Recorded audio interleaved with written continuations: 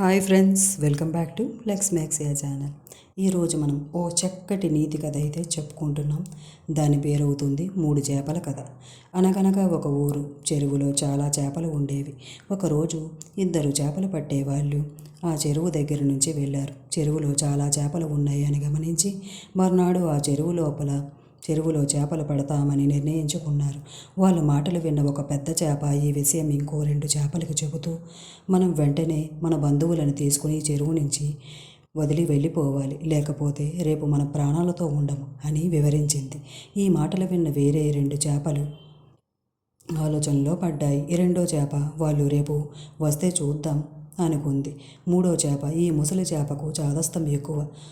ఆ చేపలు పట్టే వాళ్ళు వచ్చినా మన అదృష్టం బాగుంటే వాళ్ళేమి చేస్తారు అనుకుంది. మొదటి చేప రాత్రికి రాత్రి తన బంధువులతో ఈదుకుంటూ వేరే చెరువుకు వెళ్ళిపోయింది. తెల్లవారగానే రెండో చేప నేరుగా వస్తున్న చేపలు పట్టే వాళ్ళని చూసి తన కుటుంబంతో వేరే చెరువుకు వెంటనే వెళ్ళిపోయింది. మూడో చేప వలలో చిక్కుకుని ప్రాణాలను వదులుకుంది. దూరదృష్టితో ఆలోచించిన మొదటి చేప తన బంధువులందరినీ కాపాడుకోగలిగింది. అపాయం గ్రహించి వెంటనే చర్యలు తీసుకున్న రెండో చేప కొంతవరకు తన కుటుంబాన్ని కాపాడుకుంది. అదృష్టాన్ని నమ్ముకున్న మూడో చేప మట్టుకు ఏమీ చేయలేకపోయింది.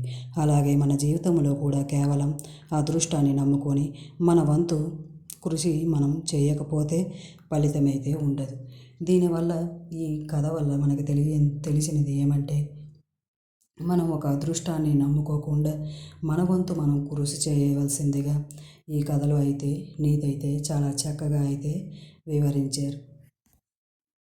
మీ కనుక ఈ వీడియో నచ్చినట్లయితే నా వీడియోని లైక్ చేయండి, షేర్ చేయండి. నా ఛానల్ని సబ్స్క్రైబ్ చేసుకోవడం మాత్రం మర్చిపోవద్దు.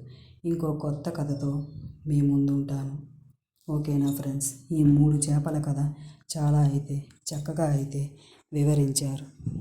చూస్తున్నారు కదా, మన వంతు మనం కృషి చేయాలని ఈ కథలో చాలా చక్కగా అయితే వివరించారు. Thanks for watching. ఉంటాను ఫ్రెండ్స్. సబ్స్క్రైబ్ చేసుకోండి నా ఛానల్ని మర్చిపోకుండా. Bye friends.